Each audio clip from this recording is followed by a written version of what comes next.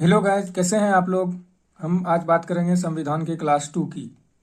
और क्लास 2 में हम लोग प्रस्तावना का क्लास 1 कर चुके हैं और प्रस्तावना का क्लास एक और है आज, जिसमें कि हम लोग बात करेंगे जो पिछले कक्षाओं में हमने प्रश्नों को देखा था उसका उत्तर देखेंगे। उसके बाद हम लोग कुछ विचार देखेंगे और उसके बाद हम लोग कुछ और भी प्रश्न देखेंगे। और अगला क्लास जो होगा उसके बारे में हम लोग चर्चा करेंगे कि आगे हम लोग और क्या पढ़ने वाले हैं। इसलिए आप लोग थोड़ा सा ध्यान दें इस पे और जो नोट करने वाली चीजें हैं उसको नोट करें। आइए दोस्तों, चलते हैं हम लोग वीडियो पर।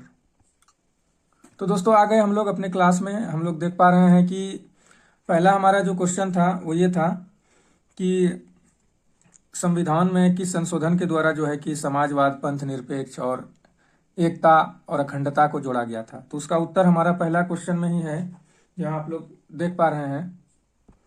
तो आइए हम लोग पहला क्वेश्चन के बारे में समझते हैं। तो संविधान में जो संशोधन हुआ था वो 42वां संविधान संशोधन था, जो कि 1976 में हुआ था। इसमें कुछ प्रश्न मैंने जोड़ा है पूरक प्रश्न के रूप में, जिसका उत्तर आप लोग देंगे कि तत्कालीन प्रधानमंत्री का नाम क्या, और तत्कालीन राष्ट्रपति का क्या नाम था, और तत्कालीन सीजेआई का क्या नाम था। चलिए आइए आते हैं दूसरे प्रश्न पर। दूसरे प्रश्न का उत्तर हम लोग देखते हैं। दूसरे प्रश्न का जो प्रश्न था वो ये था कि बेरूबारी केस में सुप्रीम कोर्ट ने संविधान के अंग माने हैं प्रस्तावना को या न माने हैं। तो इसमें स्पष्ट हमने लिखा है कि प्रस्तावना को बेरूबारी केस में जो 1960 में आया था उसके फैसले में सुप्रीम कोर्ट ने संविधान का हिस्सा नहीं माना है। क्या किया है? संविधान का हिस्सा नहीं माना गया। ठीक है, समझ में आ गया। उसके बाद हम लोग तीसरे नंबर के प्रश्न उत्तर पे चलते हैं। तीसरे नंबर का प्रश्न उत्तर था कि केशवानंद केस में फिर सुप्रीम कोर्ट ने फैसला बदला था। तो क्या बदला हुआ था इसको हम लोग जानेंगे। तो इसमें हम लोगों ने देखा है कि यहाँ देख पा रहे हैं कि केशवानंद केस में सुप्रीम कोर्ट ने, जो कि 1973 में फैसला आया था और केस भी बाद, तो उसमें बेरूबरी केस के जो फैसले थे उसको पलट दिया गया। बेरूबरी केस के फैसले को पलट दिया गया और प्रस्तावना को भारतीय संविधान का अभिन्न अंग घोषित किया गया। क्या किया गया? अभिन्न अंग घोषित किया गया, जो आज तक लागू है। ठीक है, इसमें एक चीज मैं और बताना चाहूंगा आप लोगों को, जो इनके जो जरूरी है वो ये है कि सुप्रीम कोर्ट ने ये भी कहा था। क्या कहा था सुप्रीम कोर्ट ने? कि प्रस्तावना संविधान के अन्य हिस्सों की व्याख्या करने के लिए महत्वपूर्ण है। क्या है? अगर किसी भी भाग में, कोई तरह की संविधान के किसी भाग में कोई मामला फंस जाता है तो हम उसका भाव प्रस्तावना से देखेंगे। समझ पा रहे हैं आप लोग? आगे चलते हैं हम लोग। एक और केस आया था जिसका नाम था गोलकनाथ बनाम पंजाब राज्य, जो कि 1967 में आया था। इस फैसले में भी यही आया कि प्रस्तावना को संविधान की मूल आत्मा कहा गया था। ठीक है, प्रस्तावना 1967 में केस आया तो संविधान की मूल आत्मा कहा गया, और वहीं 1973 में कह दिया गया कि ये अभिन्न अंग है। तो आगे बढ़ते हैं हम लोग। आगे बढ़ने के क्रम में हमें एक और केस मिला, जो कि है कि बोम्मई बनाम यूनियन ऑफ इंडिया, जो कि 1994 में आया था। इसमें क्या कहा गया है उसको ध्यान से आप लोग देखिएगा। इस वाद में कहा गया कि सुप्रीम कोर्ट ने पुनः स्पष्ट किया कि उद्देशिका या प्रस्तावना दोनों एक ही चीज है, तो संविधान का भाग है तथा पंथ निरपेक्षता संविधान की मूल लक्षण है। संविधान का क्या है? मूल लक्षण है, पंथ निरपेक्षता। तो इस चीज को आप लोग ध्यान रखेंगे कि प्रस्तावना संविधान का भाग है और पंथ निरपेक्षता संविधान का मूल लक्षण है। ठीक है, आगे हम लोग बढ़ते हैं। इसके आगे है उद्देशिका की प्रकृति न्याय योग्य नहीं है। मतलब प्रस्तावना को जो है वो न्याय के लिए दरवाजा नहीं खटखटाया जा सकता है कि अगर प्रस्तावना में लिखा है समाजवाद, तो समाजवाद अगर किसी राज्य में लागू नहीं है तो हम चाहेंगे कि प्रस्तावना से उसे लागू कर दिया जाए, क्योंकि प्रस्तावना में लिखा है, प्रस्तावना को बताया गया कि संविधान का अभिन्न अंग है, तो इसलिए लागू किया जाए। तो इसमें अदालती प्रवर्तन संभव नहीं है। अदालत आदेश नहीं दे सकती है ऐसा कि प्रस्तावना में समाजवाद का चर्चा है तो किसी राज्य को आदेश दे। कानूनी शक्ति का अभाव है, यहाँ पर कोई कानूनी शक्ति आपको प्राप्त नहीं है, कोई धारा प्राप्त नहीं है। ये क्या है? ये मार्गदर्शक है, ये मार्गदर्शक सिद्धांत है। क्या ये मार्गदर्शक सिद्धांत है जो हमें ये बताता है कि आपके जो भी कानून बनेंगे और जो भी अदालती फरमान होंगे और जो भी सरकार की पॉलिसी होगी वो इस मार्गदर्शिका सिद्धांत के अंदर आनी चाहिए। ठीक है, इसके बाद हम लोग चलते हैं आगे। प्रस्तावना को संविधान की आत्मा माना गया है और कहा जाता है। ठीक है, आगे बढ़ते हैं हम लोग। प्रस्तावना पर संविधान निर्माता के विचार देखते हैं, किनका क्या विचार है। सबसे पहले हम बाबा साहेब डॉक्टर भीमराव अंबेडकर साहब का बात करते हैं, जिन्होंने क्या कहा कि संवैधानिक उपचारों का अधिकार, किस चीज का? संवैधानिक उपचारों का अधिकार को संविधान की आत्मा और हृदय माना है। किन्होंने? डॉक्टर बी आर अम्बेडकर ने क्या माना है? संवैधानिक उपचारों के अधिकार को संविधान की आत्मा और हृदय माना है। ठीक है, उसके बाद आगे बढ़ते हैं हम लोग तो देखते हैं के एम मुंशी साहब ने क्या कहा। के एम मुंशी साहब ने कहा कि प्रस्तावना को राजनीतिक जन्मपत्री कहा गया है। जिस तरह मनुष्य का जन्मपत्री बनता है ना, उसी तरह इसको प्रस्तावना को राजनीतिक जन्मपत्री कहा गया है।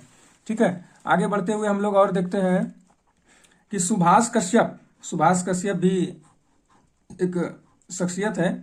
इन्होंने कहा कि संविधान शरीर है तो प्रस्तावना उसकी आत्मा है, प्रस्तावना आधारशिला है तो संविधान उस पर खड़ी अट्टालिका है। ठीक है, इसलिए इस चीज को आप लोग ध्यान से देखेंगे। आजकल का प्रश्न पूछने का ट्रेंड चेंज हुआ है और विचारों को पूछा जाने लगा है, इसलिए आप लोग इसको बढ़िया से देखेंगे कि संविधान अगर शरीर है तो प्रस्तावना उसकी आत्मा है। ये किसने कहा है? सुभाष कश्यप ने। वहीं दूसरा लाइन में क्या लिखा है, दूसरा पंक्ति में इन्होंने लिखा है कि प्रस्तावना आधारशिला है तो संविधान उस पर खड़ी अट्टालिका है। चलिए आगे बढ़ते हैं हम लोग। चलिए आगे बढ़ने के क्रम में हम लोग देखते हैं कि डॉक्टर B.R. अम्बेडकर ने, ठीक है, बाबा साहब ने संविधान को एक पवित्र दस्तावेज कहा है। किसको? संविधान को। यहाँ पर ध्यान रखना, प्रस्तावना नहीं, संविधान को एक पवित्र दस्तावेज कहा है उन्होंने। ठीक है, उससे आगे बढ़ते हैं हम लोग। तो प्रश्न लेते हैं अब, क्योंकि प्रस्तावना की क्लास हो चुकी है, इसलिए हम लोग अब प्रश्न लेंगे। प्रश्न में हम लोग देखते हैं कुछ प्रश्न में हम लोग देखते हैं। ये पहला प्रश्न हमारा जो है वो ये है कि भारतीय गणतंत्र की 26 जनवरी 1950 को सही संवैधानिक वस्तु स्थिति क्या थी? ठीक है, तो यहाँ पर कुछ ऑप्शंस दिए गए हैं जिसमें से मैं पढ़ के बता दे रहा हूँ। अब प्रश्न का उत्तर आप लोगों को ही देना है कि संपूर्ण प्रभुत्व संपन्न धर्मनिरपेक्ष लोकतंत्रात्मक गणराज्य। दूसरा ऑप्शन है संपूर्ण प्रभुत्व संपन्न लोकतंत्रात्मक गणराज्य। तीसरा ऑप्शन है इनमें से कोई नहीं, और चौथा ऑप्शन है एक से अधिक। प्रश्न को फिर से समझ लिया जाए। प्रश्न में यह है कि भारतीय जो गणतंत्र है, भारत जो हमारा देश है, यहाँ 26 जनवरी 1950 को सही संवैधानिक वस्तु स्थिति क्या थी। इसमें से आप लोगों को सही संवैधानिक वस्तु स्थिति का अर्थ यह है कि कौन कौन से इसमें से शब्द जो है कि उस वक्त थे और कौन से शब्द और बाद में जोड़े गए जो उस वक्त नहीं थे। आप लोगों को बताना है कि कौन कौन से शब्द 26 जनवरी 1950 को संविधान लागू होने के बाद जस्ट था। चलिए दूसरे प्रश्न पे आते हैं हम लोग। दूसरे प्रश्न में हम लोग देख पा रहे हैं कि लिखा है कि कह रहा है कि भारत के संविधान की प्रस्तावना में कितने प्रकार के न्याय, स्वतंत्रता, समानता एवं भ्रातृत्व का उसी क्रम में उल्लेख किया गया है। ठीक है, यहाँ दिया गया है उल्लेख का क्रम। आप लोगों को बताना है किस तरह से उल्लेख किया गया है और कितनी बार उल्लेख किया गया है, किस कौन कौन सी तरह की न्याय है, कितने तरह की स्वतंत्रता है, कितने तरह की समानता है और कितने तरह की भ्रातृत्व है। ठीक है, इसका क्रम भी है और इसका वो भी है कि भाई कितनी बार ये आया है। ठीक है, आगे बढ़ते हैं हम लोग। आगे बढ़ने के क्रम में हम लोग प्रश्न संख्या 3 पर पहुंचे हैं, जिसमें कहा जा रहा है कि भारतीय संविधान की प्रस्तावना में भारत को किस रूप में घोषित किया गया है। ठीक है, भारत को किस रूप में घोषित किया गया है, तो इसका आप लोग ऑप्शंस पढ़ेंगे और उसके बाद हमको कमेंट्स में जवाब देंगे। एक सार्वभौम प्रजातांत्रिक गणतंत्र, दूसरा ऑप्शन है एक समाजवादी प्रजातांत्रिक गणतंत्र, तीसरा ऑप्शन है एक सार्वभौम समाजवादी धर्मनिरपेक्ष प्रजातांत्रिक गणतंत्र, और चौथा ऑप्शन है इनमें से कोई नहीं। आप लोगों को बताना है कि कौन सा सही है। ठीक है, आइए चौथा प्रश्न पर हम लोग चलते हैं। चौथा प्रश्न हमारा है जिसमें पहले से लिखा हुआ है कुछ शब्दावली, उसको ध्यान से देखिए। पहला लिखा है समाजवाद, दूसरा लिखा है प्रजातांत्रिक, तीसरा लिखा है सार्वभौमिक और चौथा लिखा है धर्मनिरपेक्ष। और नीचे लिखा है कि शब्दों को सही क्रम में सजाएं, और सजाने का यहाँ पर एक ऑप्शन दिया हुआ है C, A, D एवं B। इसी तरह से सभी ऑप्शन दिए हुए हैं। इनमें से आप लोगों को सही ऑप्शन चुन के बताना है कि कौन पहले आता है, कौन बाद में आता है, कौन उसके बाद एवं कौन सबसे अंतिम में। ठीक है, उसके बाद हम लोग अंतिम प्रश्न पर चलते हैं, जिसकी हम लोग चर्चा कर लेते हैं अंतिम प्रश्न की। अंतिम प्रश्न जो है हमारा वो 5 है। 5 प्रश्न हम रोज लेकर आएंगे लास्ट में, और जिस दिन पढ़ाएंगे उस दिन भी लास्ट में 5 प्रश्न रहेगा, जिसका उत्तर व्याख्या हम जो है अगले क्लास में करेंगे। ठीक है, तो आइए हमारा लास्ट प्रश्न ये है कि 26 जनवरी 1949 को अंगीकृत भारतीय संविधान की प्रस्तावना में शब्द सम्मिलित नहीं थे। कहने का मतलब यह है कि 26 जनवरी 1949 को जब भारतीय संविधान अंगीकृत हुए तो तब प्रस्तावना में कौन से शब्द नहीं थे। तो इसमें से आपको दिया गया है समाजवादी, पंथ निरपेक्ष, अखंडता और गणराज्य। इनमें से आपको कमेंट करके बताना है। दोस्तों आगे की क्लास की चर्चा हम बस कुछ सेकंड के लिए कर लेना चाहते हैं। दोस्तों जैसा कि आप लोग जान पा रहे हैं कि हम अभी इंडियन पॉलिटी पढ़ा रहे हैं, और इंडियन पॉलिटी में हमारा पहले चल रहा था प्रस्तावना, और उसके बाद अब दूसरा चैप्टर जो हमारा शुरू होने वाला है उसमें हम लोग पढ़ने वाले हैं शासन प्रणाली। शासन प्रणाली को हम लोग भी उतने ही विस्तार से पढ़ेंगे और उस पर भी उतना ही प्रश्न उत्तर होगा, इसलिए आप लोग ध्यान से प्रश्न उत्तर करें और कमेंट्स जरूर करें। महत्वपूर्ण बिंदु पर जो हम चर्चा करने वाले हैं अगले क्लास में, उसके बारे में हम थोड़ा सा बताना चाहते हैं ताकि आप लोग पढ़ के आए कुछ, ताकि आसानी से जुड़ें।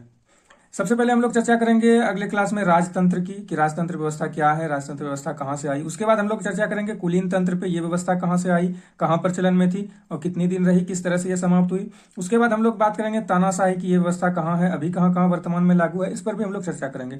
और अंत में हम लोग चर्चा करेंगे प्रजातांत्रिक व्यवस्था पे। ठीक है, डेमोक्रेटिक सिस्टम पे, ठीक है। तो इसमें भी बहुत सारे प्रकार हैं डेमोक्रेटिक सिस्टम के, लेकिन हम लोग बात करेंगे प्रमुख प्रकार पे। प्रमुख प्रकार कौन सा है? प्रमुख प्रकार जो है उसमें से दो माना गया है, एक है संघात्मक और दूसरा है एकात्मक। इसमें आप लोगों को कोई दिक्कत नहीं होनी चाहिए। तो संघात्मक शासन जो है वो किस तरह का शासन है? संसदीय शासन व्यवस्था है। किसी शासन व्यवस्था है? संसदीय। और एकात्मक शासन ये कैसा है? अध्यक्षीय शासन व्यवस्था है। अभी आप लोगों को समझ में नहीं आ रहा होगा कि संसदीय और अध्यक्षीय शासन व्यवस्था क्या है। जब हम लोग क्लास करेंगे इस पे तो और अच्छे से इसको डिटेल से जानेंगे, इसलिए आप लोग जरूर से जरूर हमारा वीडियो देखें। उसके बाद हम आगे बढ़ते हैं कि अगला पॉइंट जिसपे हम लोग चर्चा करेंगे कि किसी भूभाग को राज्य, राज्य समझ रहे हैं ना, राज्य मतलब स्टेट, देश। तो राज्य कब माना जाता है? कब माना जाए कि ये राज्य कहलाने लायक हो गया? इसके क्या क्या गुण हैं जो इसको राज्य हम कह सकते हैं? उसी तरह से अगला पॉइंट है, अगला पॉइंट हमारा 6 है। छठा पॉइंट हमारा ये है कि भारतीय संविधान में एकात्मक शासन के प्रमुख लक्षणों में क्या क्या शामिल है। मतलब भारतीय संविधान अगर एकात्मक शासन है तो इसके प्रमुख लक्षणों में क्या क्या शामिल है, इसको देखेंगे एकात्मक शासन के प्रमुख लक्षणों में, ठीक है। इस पर चर्चा करेंगे। उसके बाद हमारा अगला है 7वां, भारत एक गणतंत्र, इसका क्या आशय है? भारत एक गणतंत्र, इसका आशय क्या है? इस पे हम लोग चर्चा करेंगे। दोस्तों ये वीडियो आगे वाला जो क्लास होने वाला है बहुत ही मजेदार और दिलचस्प होने वाला है और सबके लिए एकदम बेसिक से लेकर हम हाई लेवल तक जाएंगे, इसलिए आप लोग घबराएं नहीं। और अगला जो पॉइंट है और अंतिम जो है, प्रमुख विद्वानों का विचार क्या क्या है, ठीक है। शासन प्रणाली पर प्रमुख विद्वानों के क्या विचार हैं उस पे हम चर्चा करेंगे। ये हमारा अंतिम चर्चा होगा। उसके बाद 5 प्रश्नोत्तरी होंगे। उसके बाद फिर इसी तरह से अगला क्लास हमारा चलेगा और फिर अगला क्लास में वही होगा कि 5 प्रश्न उत्तर का पहले व्याख्या करेंगे, उसके बाद फिर क्लास चलेगा। इसलिए दोस्तों हमारे वीडियो को ज्यादा से ज्यादा देखें और शेयर करें। थैंक यू, धन्यवाद, बाय बाय, शुक्रिया। लाइक एंड सब्सक्राइब जरूर करें। अंत में जय हिंद दोस्तों।